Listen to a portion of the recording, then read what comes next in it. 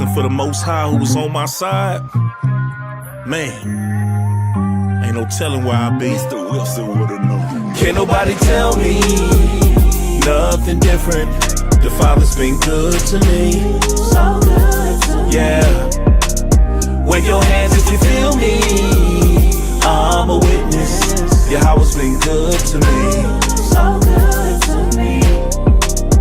Every morning that I rise, I thank Yahweh that I'm living. Keep my enemies at bay and never leave without my fringes. 1611 with me cause I'm on a mission. Talking sheep, I pay the cost, me and my lines really live it. I don't need no glory, you don't have to know my story. Glad I made it out this world cause this world was never for me. I thought that I was. If it wasn't for the Most High who was on my side, man, ain't no telling where I'd be. Can't nobody tell me nothing different. The Father's been good to me, so good to me. Yeah, wave your hands if you feel me. I'm a witness. Yahweh's been good to me, so good to me. Every morning that I rise, I thank Yahweh that I'm living. Keep my enemies at bay and never leave without my fringes. 1611 with me cause I'm on a mission. Talking sheep, I pay the cost, me and my lines really live it. I don't need no glory, you don't have to know my story. Glad I made it out this world cause this world was never for me. I thought that I was. If it wasn't for the Most High who was on my side, man, ain't no telling where I'd be. Can't nobody tell me nothing different. The Father's been good to me, so good to me. Yeah, wave your hands if you feel me. I'm a witness. Yahweh's been good to me, so good to me. Every morning that I rise, I thank Yahweh that I'm living. Keep my enemies at bay and never leave without my fringes. 1611 with me cause I'm on a mission. Talking sheep, I pay the cost, me and my lines really live it. I don't need no glory, you don't have to know my story. Glad I made it out this world cause this world was never for me. I thought that I was. If it wasn't for the Most High who was on my side, man, ain't no telling where I'd be. Can't nobody tell me nothing different. The Father's been good to me, so good to me. Yeah, wave your hands if you feel me.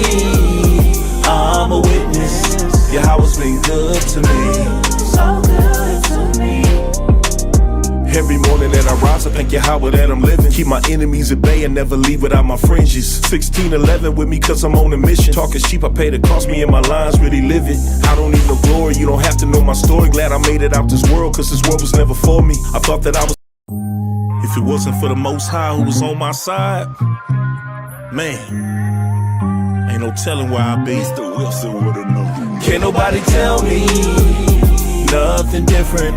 The Father's been good to me, so good to me. Yeah, wave your hands if you feel me. I'm a witness. Yahweh's been good to me, so good to me. Every morning that I rise, I thank Yahweh that I'm living. Keep my enemies at bay and never leave without my fringes. 1611 with me cause I'm on a mission. Talking sheep, I pay the cost, me and my lines really live it. I don't need no glory, you don't have to know my story. Glad I made it out this world cause this world was never for me. I thought that I was. If it wasn't for the Most High who was on my side, man, ain't no telling where I'd be. Can't nobody tell me nothing different.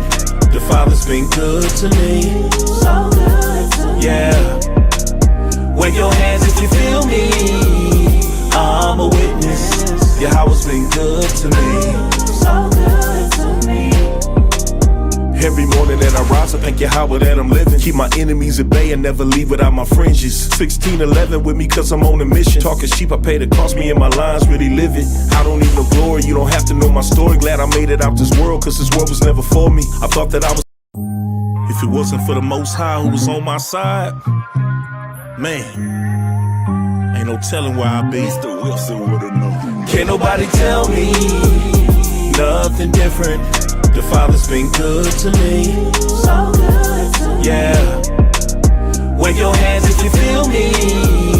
I'm a witness. Yahweh's been good to me, so good to me. Every morning that I rise, I thank Yahweh that I'm living. Keep my enemies at bay and never leave without my fringes. 1611 with me cause I'm on a mission. Talking sheep, I pay the cost, me and my lines really live it. I don't need no glory, you don't have to know my story. Glad I made it out this world cause this world was never for me. I thought that I was. If it wasn't for the Most High who was on my side, man, ain't no telling where I'd be. Mr. Wilson would've known. Can't nobody tell me nothing different. The Father's been good to me. So good to me. Yeah. Wave your hands if you feel me. I'm a witness. Yahweh's been good to me. So good to me. Every morning that I rise, I thank Yahweh that I'm living. Keep my enemies at bay and never leave without my fringes. 1611 with me cause I'm on a mission. Talking sheep, I pay the cost, me and my lines really live it. I don't need no glory, you don't have to know my story. Glad I made it out this world cause this world was never for me. I thought that I was. If it wasn't for the Most High who was on my side, man, ain't no telling where I'd be. Mr. Wilson would've known. Can't nobody tell me nothing different. The Father's been good to me. So good to me. Yeah.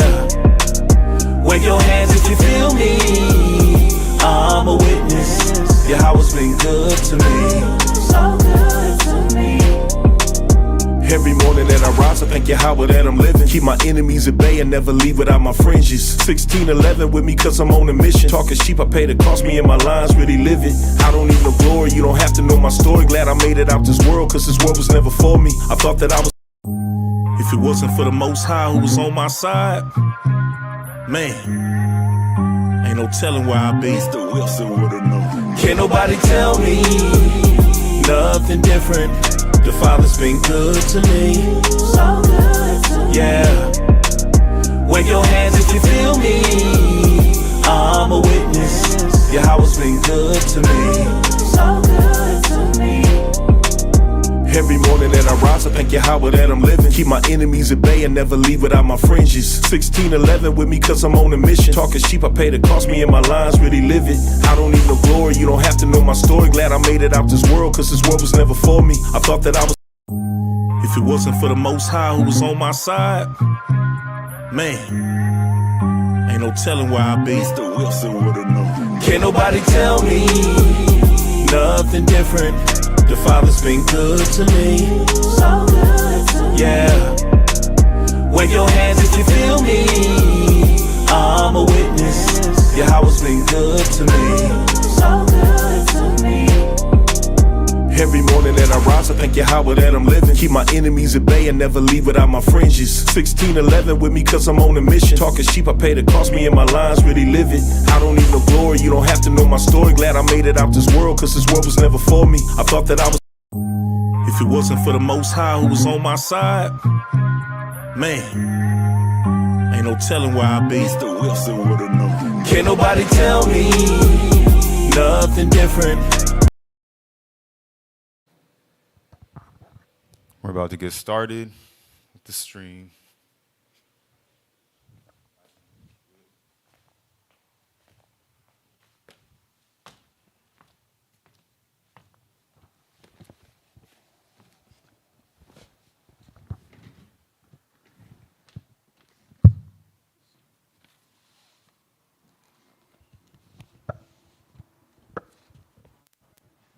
Looks good, looks good. What's going on, everybody? It is but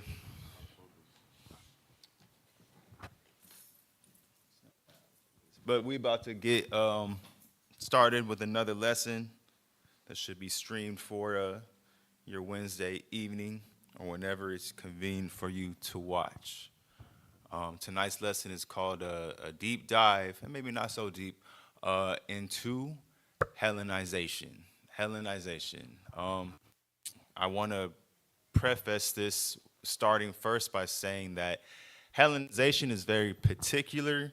It's very specific. It deals specifically with the Greeks. But, you know, when you read the Bible in its entirety and its history, we've been in multiple captivities from multiple nations and henceforth empires, and whatever cultural influence that we was doing with them is the same as it applies to, being under the Greeks as far as Hellenization, and we could bring out some precepts with that as we go further in the lesson. But we're specifically dealing with the captivity of the Greeks, and even a little bit with the Romans, because they were very influenced by the Greeks as well, too, in that particular time period. So once upon a time, a long time ago, about 2,000 plus, I would say even almost, about 2,000 plus years ago, Israel, Judah in particular, was living amongst the Persian captivity. That was the most recent empire that had came about and actually allowed us to have some sovereignty. And the crazy thing about that, or the unique thing about the Persian captivity, was they just wanted the tribute money and the taxes to contribute to their empire.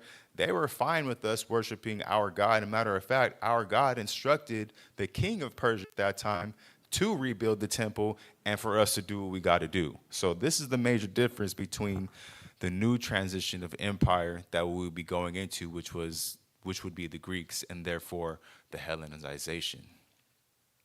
And this all begins in your apocryphas, or your regular Bibles, technically, in the book of Maccabees, the first book of Maccabees, actually. And this is how that happened. So again, the transition of powers from the Persians to the Greeks, specifically the Macedonians, with a man named Alexander. You could read first back in Maccabees chapter 1 and start from verse 1, and I'll.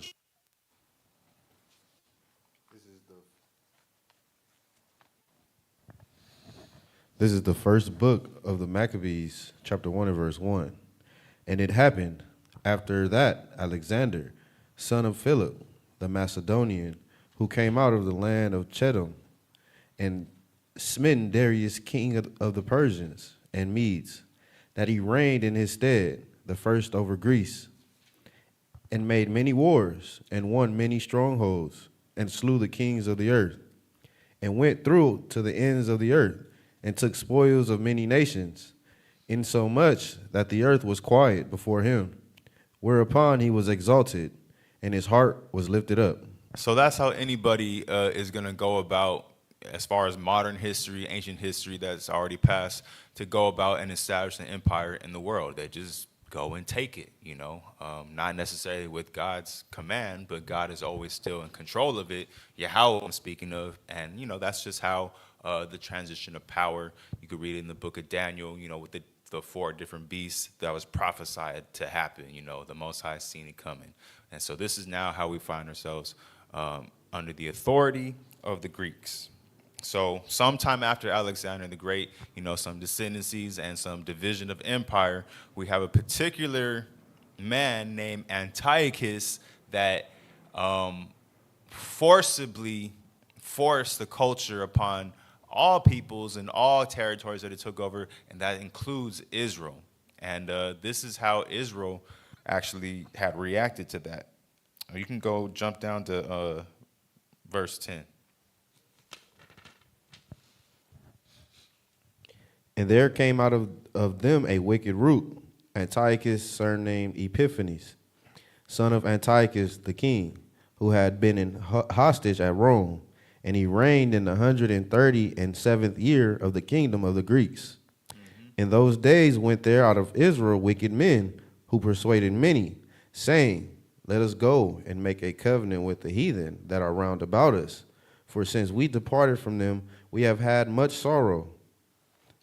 So the device pleased them well. Then certain of the people were so forward herein that they went to the king, who gave them license to do after the ordinances of the heathen. Whereupon they built a place of exercise at Jerusalem, according to the customs of the heathen, and made themselves uncircumcised, and forsook the holy covenant, and joined themselves to the heathen, and were sold to do mischief. So in the beginning with this, before actual military war happened upon Israel with this new empire, you had already, I guess you would call them tares, or a select group of Israelites that already were feeling a type of way about God ultimately and keeping his laws, statutes, and commandments, and felt that it was better to side along with Antiochus, descending from Alexander the Great and the Greeks. They felt it was better to align themselves with their policies, their customs, and ultimately their culture so they could do what it is that they felt best for them, rather than understanding, and this is going to be the difference between Hellenization or even Israelization, an individual state of mind. It says that since they departed from them, we've had much sorrow, which means it was a big inconvenience. And you have to understand that inconvenience comes from sin against the Most High. Anytime you sin against the Most High God, he's going to make your life very inconvenient. That's what the book of Deuteronomy talks about all the levels of curses. So these were definitely a group of people that, even though all Israel, all Judah at that time was going through it, there was just certain people that was just like, I'm going through it, but I don't want to be going through this. I don't have the patience to wait upon the Most High for 70 years, like how we got out of Babylon and then to the Persian Empire. We just want the ease and the comfort to come now. And they sought that through the imperialization of these Greeks, the Greek Empire, Antiochus in particular, who had jurisdiction over Judah and Israel. That's how that happened. So now jump down to a verse in the same chapter.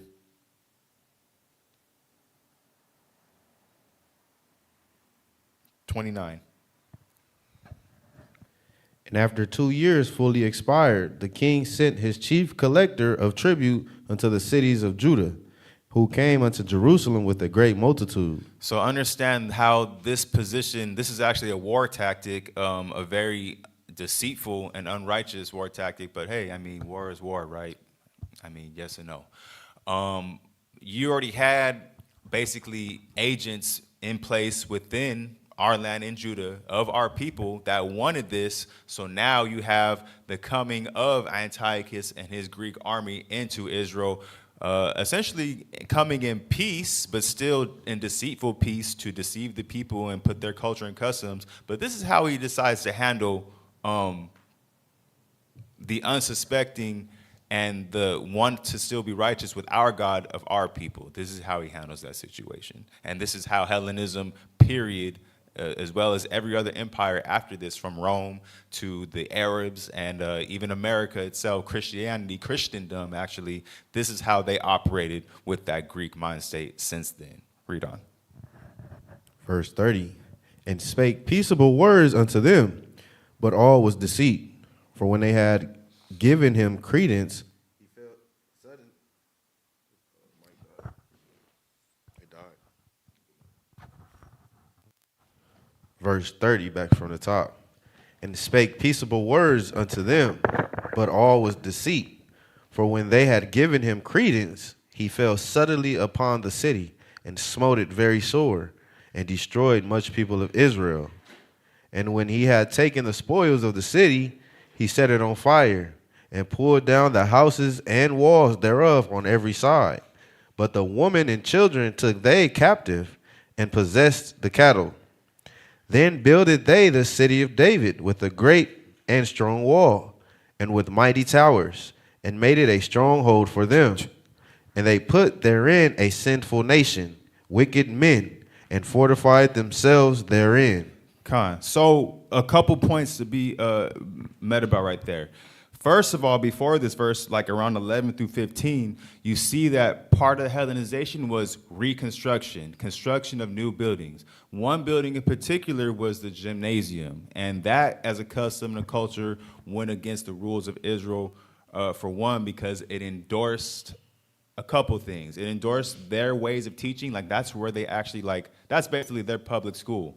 And amongst that, you have some lewdness involved with it too. When you look into the actual word gymnasium and the actual Greek practices, basically it was an all men's school, but they would go there basically naked.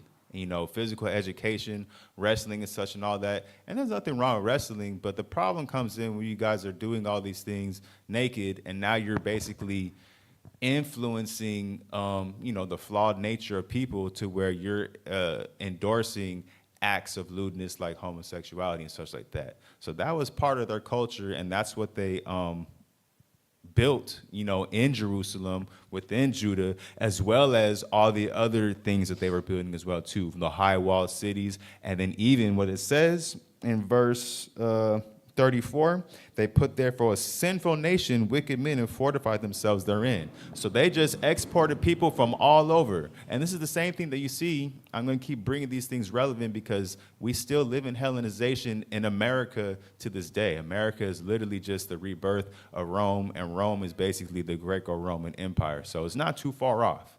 But these tactics still go on. Within, you can call it, I guess, the own community of the so-called Black, Latino, and even Native American reservations, you have all these other nations of people that are, for the most part, of a better status than you, Israelites, and they are there promoting their custom, their culture within the empire, and then wherever else they came from, that's completely opposite from the cultures and the laws, statutes, and commandments that Israel had. And that is, it breaks down the spirit.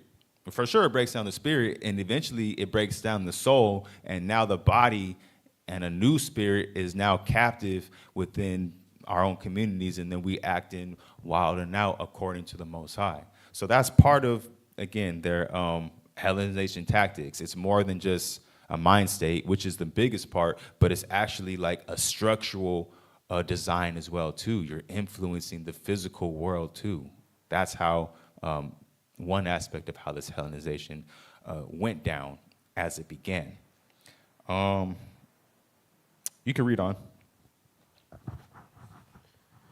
Verse 35, they stored it also with armor and victuals, and when they had gathered together the spoils of Jerusalem, they laid them up there, and so they became a sore snare, for it was a place to lie in wait against the sanctuary, and an evil adversary to Israel.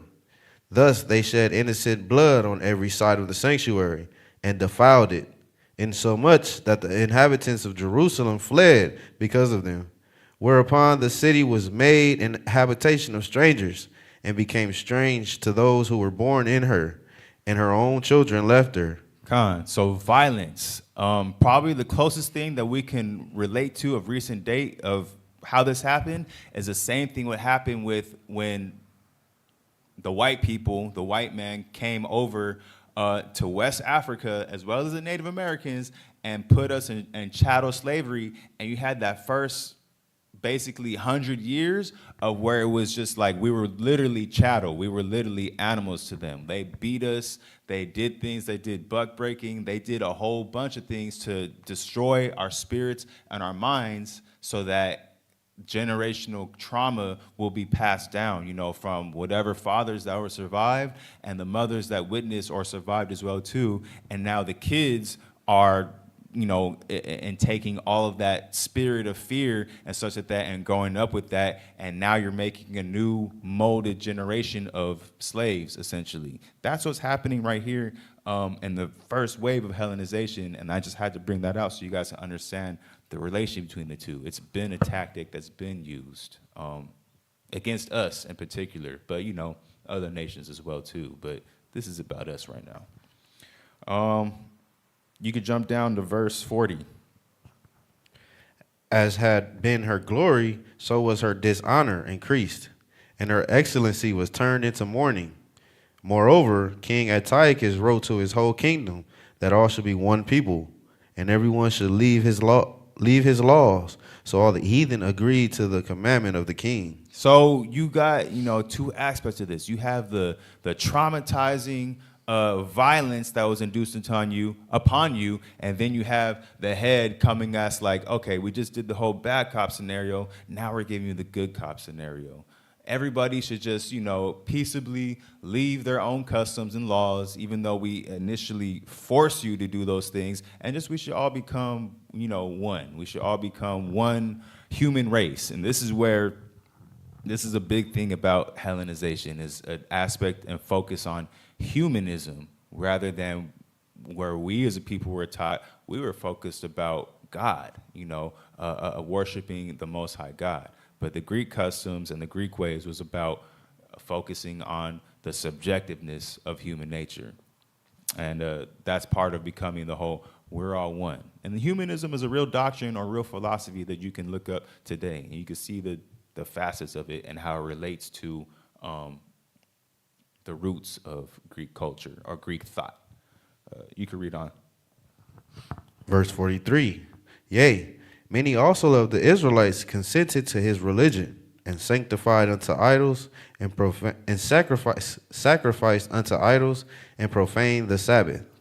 So that was, again, a second wave of Israelites willing, some more so through the trauma and then the hopes of a false promise, just, losing faith and going along with it as well, too. But again, you didn't have the best influences along the way as well, too. So Israel, a handful of them, probably the majority of them, they caved, they bowed down the knee. And specifically, at that time, they bowed down the knee to their other gods, their other idols, which a handful of those idols have real demons behind them and real power, and such is the ways of the Greeks and such like that. So that's the beginning of the implantation of Hellenization. Now, the whole book of Maccabees is actually about a particular family that went against that, despite the whole nation falling under that and taking back territory. The whole book of Maccabees is a tit for tat for Judaism or Israelite, customs in life going against the Hellenization. So that's what the whole book of Maccabees is about. That's not necessarily what we're talking about. We just want to get the understanding of the result of the influence of Hellenization. So you guys definitely read the book of First Maccabees, the rest of it, and Second Maccabees on your own sometime.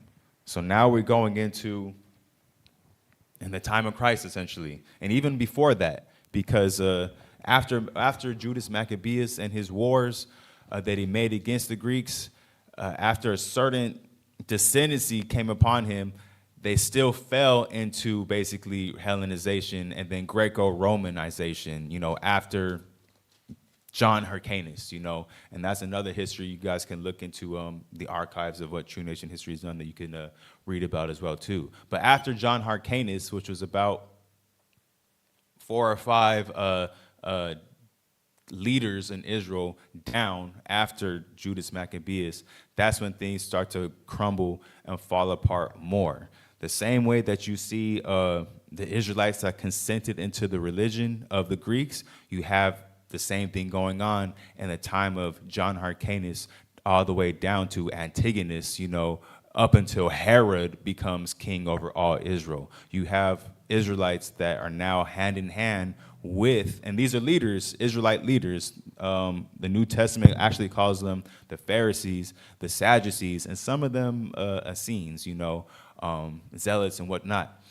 Not the zealots, excuse me, just the Pharisees and the Sadducees as the main political parties, and the Herodians. These people were the main ones that were Hellenized because although some of them actually taught the laws to the people and the people not even caring about them and doing them, they themselves were not actually keeping the laws. They were what Christ called the hypocrites. So this happened long after, again, John Hyrcanus. Let me get you the book of Matthew real quick.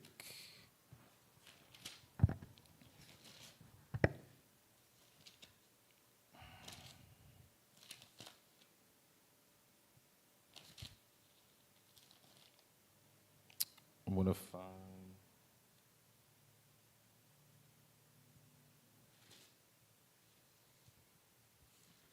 Matter of fact, hold Matthew.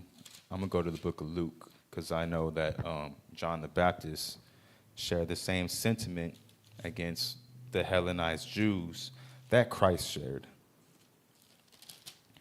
So you can go to the book of Luke, chapter 3.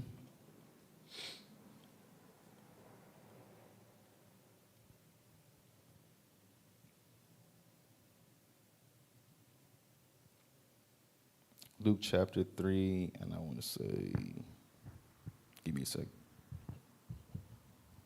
7? Oh. Verse 7. Yep. Luke chapter 3 and verse 7.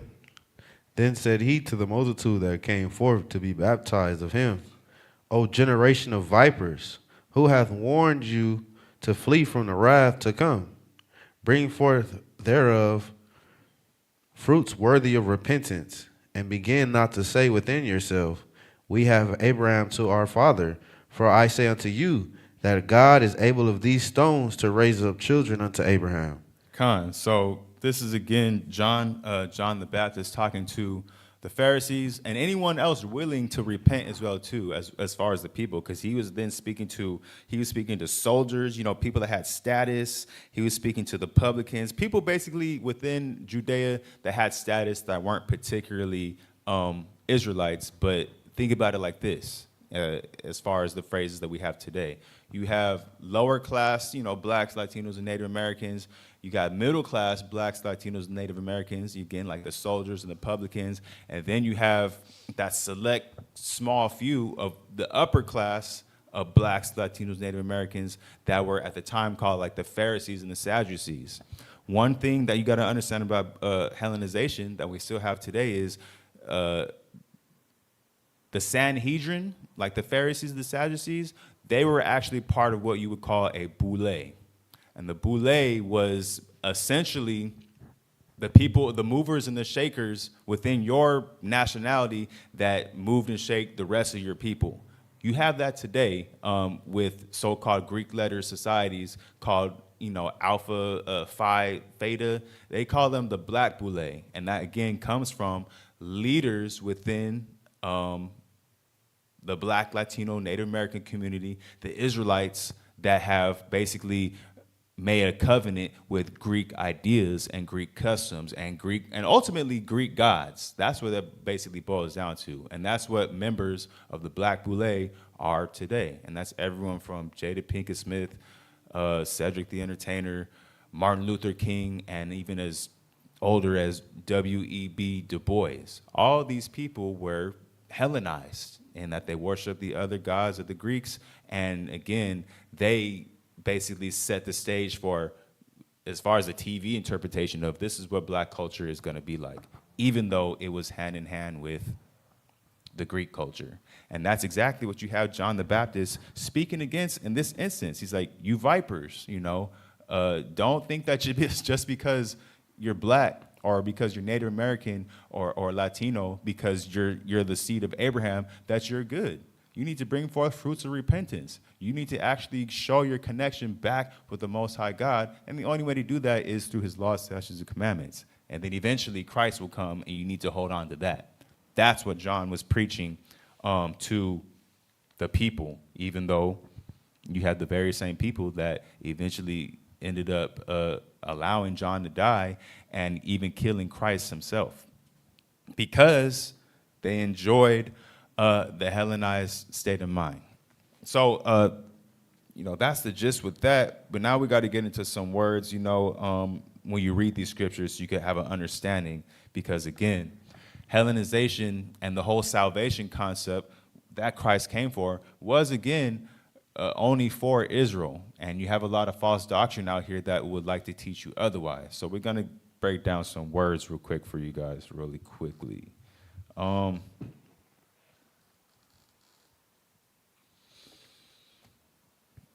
me go to the book of Matthew real quick.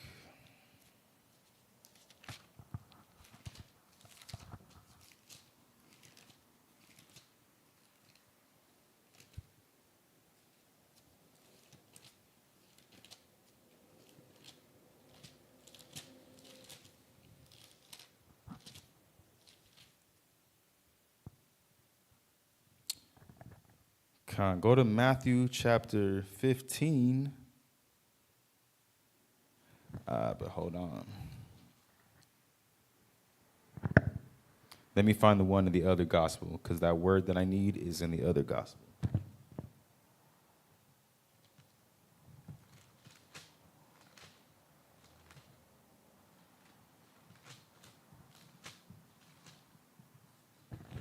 Go to Mark, actually. Mark chapter 7. And you can read from verse You can read from verse 24 just to get the context. Mark 7, chapter 7, verse 24. And from thence he arose and went into the borders of Tyre and Sidon, and entered into a house, and would have no man know it, but he could not be hid. For a certain woman, whose young daughter had an unclean spirit, heard of him, and came and fell at his feet. The woman was a Greek, a Syrophoenician by nation, and she besought him that he would cast forth the devil out of her daughter. So, again, we're focusing on words right here. The word we're focusing is Greek, not Syrophoenician. This woman was a Greek, and when you look into that word Greek, it actually comes from the Greek root, G1674 or G1672, depending whether it's masculine or feminine. But they both mean the same thing. It's just like Spanish. You know, you have I can't even think of the word right now. You have a couple words where they in either O or A. So you have the masculine and the feminine form, but it's the same thing when you look up the Greek letters. And the word is Helen and Hellenis. And the definition and the concordance says that it's a non-Jew, and I'm going to talk about that, or Greek by regional influence. So this woman was a non-Jew because it tells you shortly after she was a Syrophoenician by nation. Now, the word nation means that's attributed to what your bloodline descendancy descends from. Our nation as a people, blacks, Latinos, Native Americans, even though we look a little slightly different in physical appearance, we descend from Israel. That's our bloodline. This woman in particular, she was a Canaanite or a Syrophoenician. She descended from the realm of Canaan. That was her blood and her bloodline. So she was different. She was different from the Israelites. Now, that same word can be utilized in the rest of the New Testament when it comes to Israelites. When it comes to Israelites that are non-Jews but are still Israelites, because you have to understand Daniel 9. Israel's been scattered across the full nations of the world, including in the Greek Empire. And a matter of fact, from the time of Christ, just 100 years back and such like that, you have the Hellenized Jews that completely forsook the covenant and lived amongst the Greeks as Greeks by nation, but still were Israelites by blood. But they were no longer considered to be Israelites at that point by the Jews. So the Jews had a distinction and a separation, a distinction and a separation between themselves as the circumcised Jews and who they now considered Israelites that would be considered Gentiles. And again, to prove that word, in fact, again, we're going to go to the book of John, chapter 7, and verse 35. So this is the same word being attributed to both a non-Jew and non-Israelite, but now it's going to be attributed to a non-Jew but an Israelite, this word Helen. John 7 and 35. Then said the Jews among themselves, whither will he go, that we shall not find him? Will he go unto the dispersed among the Gentiles, and teach the Gentiles? What manner of saying is this, that he said, Ye shall seek me, and shall not find me, and where I am, thither ye cannot come? So this is the leaders, the Pharisees, understanding that, like, is he actually going to go get the people that we don't consider to be Israelites anymore because they weren't born in the circumcision? And he's referencing again to Israelites by blood, but Israelites that are not part of the circumcision, so they were considered Gentiles or Greeks at that time. But again, Greeks only by imperialization and not nation, but what's the word I'm trying to say? Only by regional influence and culture, even though their blood still showed that they were Israelites. And again, that's what Paul's whole mission was, to go to the Gentiles, go to those Israelites that were caught up in another cultural state of mind and convert them back. Different from converting a complete heathen which is not of your bloodline, to the covenant. That's not what the business that we're into, that's not the business of the gospel, and that's not what it's for, despite what Christianity has become nowadays, which again is a Hellenized form of Christianity. And we're going to talk about that. We'll talk about that in a minute. So, so again, you have this is the time period that we're living in the time of Christ, and the many bouts and battles that Christ had to deal with getting the people out of a Hellenized state of mind and getting the hypocrites, to acknowledge their hypocrisy and hopefully repent, though not many did, because they still killed Christ. So again, if it wasn't touched upon before, the Hellenization was synchronizing the religious cultures and customs, stepping into Christianity now after Christ's death. You have a good 200 and 300 years in history when the gospel was flourishing and people doing the work of Paul and Peter and the other disciples that were still alive at the time, at least in the first century, was doing as they were instructed, waking up and feeding the sheep of the house of Israel, the lost sheep of the house of Israel. So that was going on. And there was a lot of conflict by the Roman Empire, the Greco-Roman Empire, against that. Prophets were disciples, prophets, apostles were being put to death, severed in half and such like that. You can read about it in the book of Hebrews. It tells you what the prophets went through. So this was going on for a good 300 and some years until finally the Greco-Romans, they got wise through the man named Constantine. They said, instead of fighting back against these Christians, basically true Christians, we're gonna actually do something but think stuff. We're gonna actually make Christianity the official state religion, or rather the official empire religion. And that's what happened. Constantine got a whole bunch of Jew-believing Israelites and Gentile Israelite-believing Israelites to come together and add Christianity into the empire, but with a twist. Christianity, as the Bible knows it, would only be as a face. The Greco-Roman gods would still always be there, but they would just be covered up with the faces of prominent Christians at the time, such as Peter, Paul, and the other saint. You already know, Christ. And now Christianity began to be transformed, or the concepts began to be transformed and Hellenized or Greco-Romanized into what we live in today in Christianity in America still. Things like the Sabbath day being changed to Sunday to still appease those Romans, those Greco-Romans that wanted to worship the sun still, or the sun god, whoever it might have been that represented it.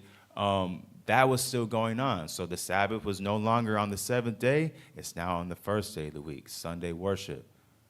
That's one aspect of Hellenizing Christianity. Another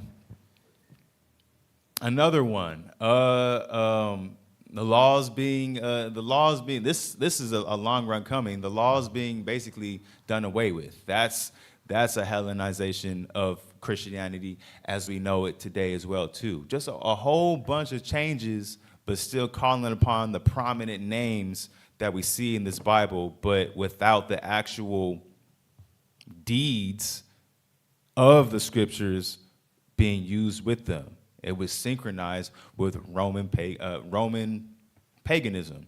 And again, that's what you see today still with Hellenized Israelites within the Christian church. Above that, within the many various different boules, whatever Greek letter fraternity that blacks and Native Americans and Latinos have gotten themselves into for the money of this world, which ultimately boils down to being satanic. That's the Hellenization that we still live in within this day. And that's just because of clever devils in people that switch things up. We go to the book of Daniel for that, actually, because that's prophecy that has came to pass. Go to the book of Daniel, chapter 7, and you could read from verse 25.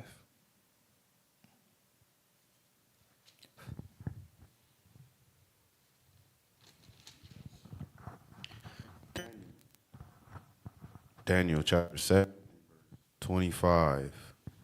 And he shall speak great words against the Most High, and shall wear out the saints of the Most High, and think to change time and laws.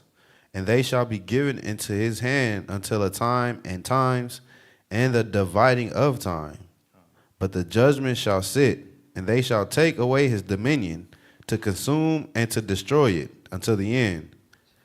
So that's again the prophetic attempts that, even though you can't change what the Most High has instituted. All you can do is hide it and cover it up, but it doesn't actually change. But the problem is when our people love and believeth a lie, and that's the power of lies, and that's why the Bible says, and within the 10 Commandments, don't bear false witness. That ultimately boils down, don't lie, because these lies, which is a form of witchcraft to some degree, they can destroy people's lives. They destroy people's lives, they destroy trust, and they destroy love from both your neighbor and God. So that's the problem with, in our society, our Hellenized society, we say, oh, it's a white lie. Like, no, those things still add up, and they destroy ultimately. They destroy in multiple levels, if not leading to death immediately.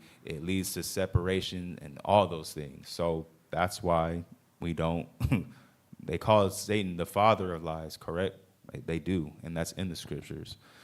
But that's part of Hellenization. And again, part of that too is understanding the Greek culture was already divided, and that's why it could never last.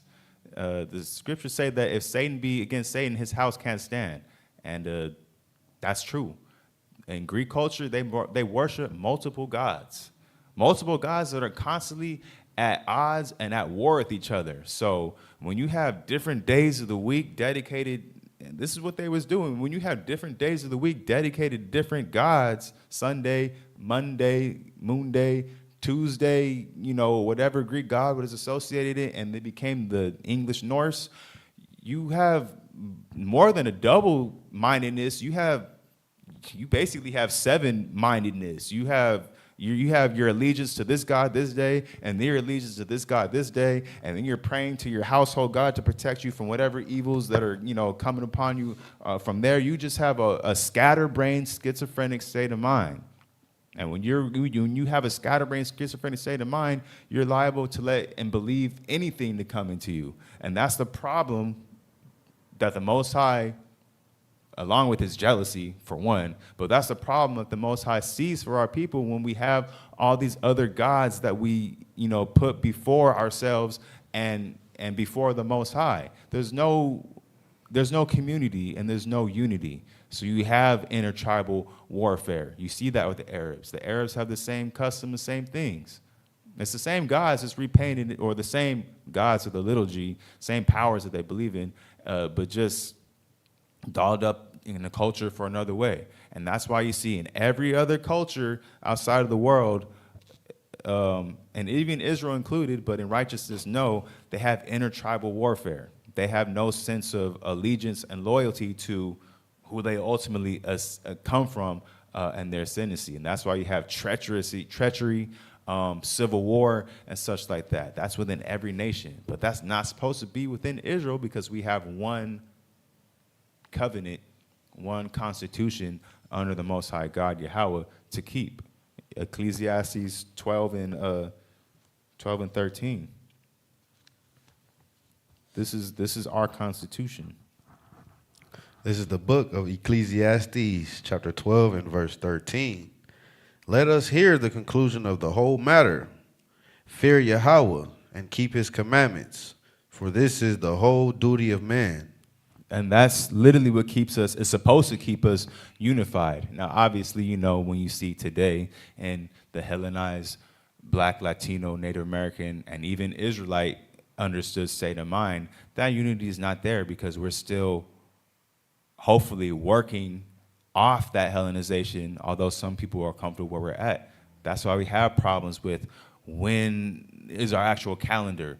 Do we do a lunar Sabbath? The lunar Sabbath, that's a form of Hellenization. If not Islamicization, but all those things add up. That's because we're away from the truth and the knowledge of these laws, statutes, and commandments. So we got to dig further and further. Otherwise, we find ourselves bowed and bend towards some other power, some other God that instituted whatever custom. That's what you see today within the Israelite community online, different camps and whatnot. That's what's been happening in the past with Judas Maccabeus and the what do you call that? The traitor Alcimus that wanted to be high priest just for the sake of being under the power and control of Greece. In the time of Christ, the different political parties, the Herodians, the Pharisees, the Sadducees, the Essenes, the Zealots, all the other political factions and parties that were in Israel at that time. And Paul speaks about that. That word that's called a work of the flesh. And the works of the flesh ultimately come from the father of lies, which is demonic, and which is Satan.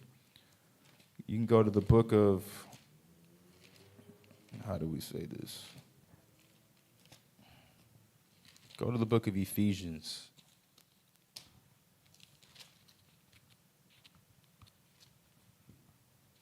And if not Ephesians, then I believe Galatians, my bad. Go to the book of Galatians and chapter 5. You can read from verse 20. So I'm skipping 19 just so you know, so we can get to the point. But these are works of the flesh. And I spoke about factionness and multiple gods and how it creates that. Read that. Galatians chapter 5 and verse 20. Idolatry, witchcraft, hatred, variance, emulations, wrath, strife, seditions, heresies. Now, specifically, that word variance, when you look into what that means in the Greek or just common definition, variance means it means factiousness. It means there's division. That means I'm not all the way with you here because I'm also over here. When you have that within the community, within a congregation, things are not going to work. That variance spirit means that we're not all on one accord or one agreement. And the book of Amos, I believe is the book of Amos, says that can two walk together, can a congregation walk together if they be not agreed? They can't. You have other things that are blocking you. And that's Greek culture. They were cool with that. They were cool with the chaos of the tens of main gods and the 20s of sub-gods and the hundreds of small mini gods and stuff like that, that people and the upper class and lower class of worship. It's just pure chaos. And that's where variance comes from, a work of the flesh. The things that are not godly and holy from Yahweh, but ultimately come from the earth. Because ultimately that's where a lot of these false gods come from, is from the earth. And again, variance, strife, struggle, again, sedition, gods against gods, and the people that serve them, usurping authority and such like that. And not in a holy sense like Jacob and Esau, but just for no reason. I want your position. I want the next generation. I want that position back. It's just a constant war. And you read that in Greek mythology anyway too. There's always a war within their myths and within their supposed kingdom. There's no order. There's no structure. There's no balance. You don't see that with the Most High. The Most High doesn't have uprisings. Everything's set in order. His hierarchy is respected. It's just that Israel is a nation of people. We had that problem because Satan and darkness being loosed upon the earth and thinking that we could do whatever we want. We had the problem with keeping that hierarchy. And therefore, we fell into Hellenized states of mind, Canaanite states of mind, Persian states of mind, Babylonian, Assyrian, Egyptian states of mind. So many states of mind from the empires and the countries and the nations that we fell into because we were disobedient to what the Father of lights, the highest, tried to share and to give to us. You know, Hellenization is not new. It's just painted in a different way and a new governing system.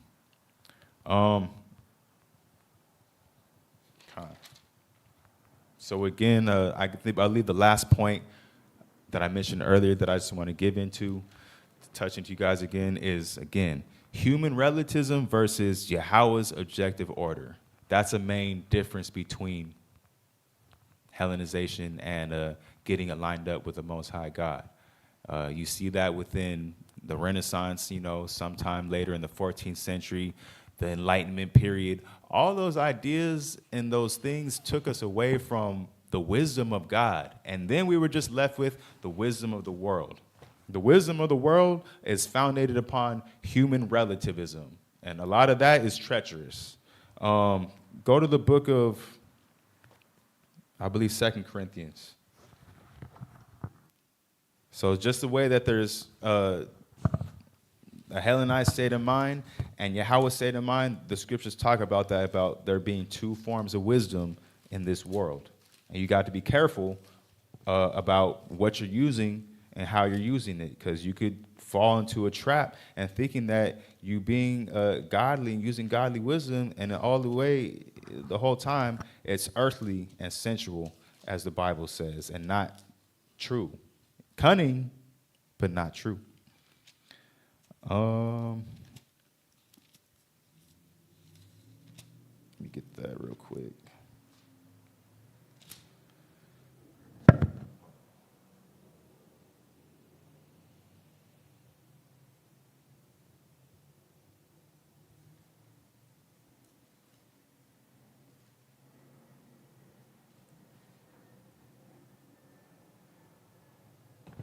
Actually, James. This is the book of James. Forgive me, y'all. James chapter 3.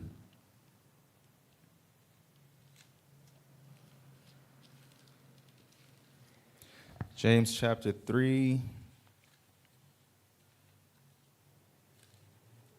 Am I reading that correct? James 3.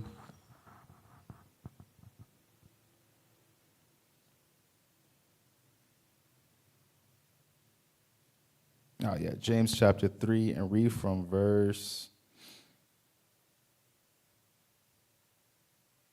11. James chapter 3 and verse 11. Do a foundation send forth at the same place sweet water and bitter? Can the fig tree, my brethren, bear olive berries, either a vine, figs? So can no fountain both yield salt water and fresh. Who is a wise man and endued with knowledge among you? Let him show out of a good conversation his works with meekness and wisdom. But if ye have bitter envying and strife in your hearts, glory not, and lie not against the truth. This wisdom descendeth not from above, but is earthly, sensual, devilish. So, again, and I'm going to find the other one too, because I know Paul talks about it. He's making a distinction between types of wisdom. There's godly wisdom, and then there's, again, the earthly wisdom, which comes from the works of the flesh, strife, wrath, variance, idolatry, hatred, witchcraft. There's wisdom in using the darkness as well too. But it ultimately comes down to what you see in the book of Genesis with the serpent. It says the serpent was cunning. Cunning and godly wisdom is not the same. There's a major difference, and that's what you have with the Greek Hellenization. That's what they've taught a lot of our people. They've taught our people to, instead of repenting, just put on a mask and a nice suit and do what you got to do to serve yourself, and that's wisdom. And that's not, again, it's not godly wisdom. James is telling you it's a different type of wisdom. It comes from Satan. It comes from the adversary, and it's antichrist. So again, these are the things that we learn from being Hellenized and away from our God. That survival of the fittest, survival tactics, you know, trying to get by, and that dog eat dog mentality. That's where that wisdom and those phrases come from. I want to get the last scripture with that too, but I can't recall if it's in 1 Corinthians or 2 Corinthians. But but I'm going to find it for you guys.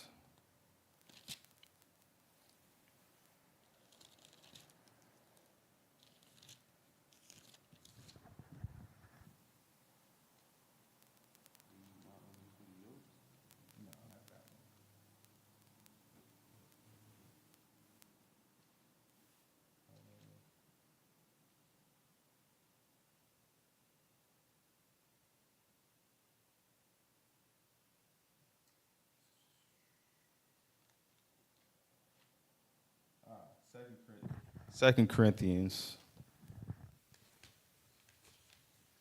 2 Corinthians, and I believe chapter 1. No, not even. It's not even that one. Dang.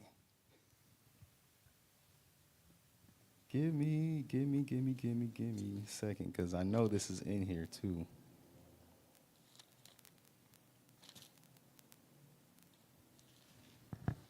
Let me Google this a little longer, a little quick second longer.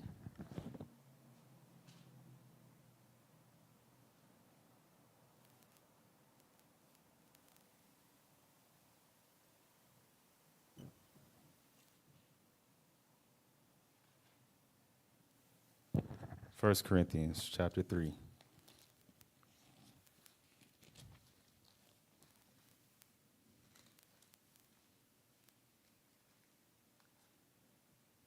We'll leave it with that. We'll leave it with that. 1 Corinthians chapter 3 and verse 19. For the wisdom of this world is foolishness with God. For it is written, He taketh the wise in their own craftiness. And you read that a lot, even in the book of Psalms, when David had to deal with, the hypocritical mockers at feast and, all the enemies that he had that were laying snares and trap. There's cunningness that comes to that, but again, it comes from the world. And it's not the way we're supposed to operate, because it ultimately doesn't have stems in the fruits of the Spirit. It has stems in the work of the flesh. And the works of the flesh is always at disunity with your peoples and your brotherhood, which is why tribalism exists. And again, going back to the Greek form of thought, the belief in multiple gods, multiple powers, and human relativity. It's all about me. I'm the main character in this world. Everything outside of this is like, these people are not even real. Y'all are just NPCs. Y'all non-playable characters. I'm the playable character. That's what Hellenization has taught our people, and that's unfruitful wisdom, because that's going to get you killed. That's going to get you killed. That gets a lot of our people killed nowadays because they be feeling invincible, borderline schizophrenic, doing the things they be doing, high or not, drunk or not. Don't even put the altered states of mind in there. That shit makes it worse. But again, human relativism due to the belief in multiple gods, whereas in a community state of mind through Yahweh's objective order is the main difference between that Hellenization and what Yahweh has in place for us. We're all one. We have a correct and righteous high state of mind. We know what to do. We know what's expected, and there's no schism with that. That's the difference of what we've lost, and that we're supposed to get back into out of Hellenization. Outside of that individual state of mind and back into our community state of mind. So with that, you guys, I'm going to call it that. The lesson was a deep dive into Hellenization. I hope it was deep enough for y'all. Y'all can definitely learn more, though, as time goes on. With that, I do say shalom.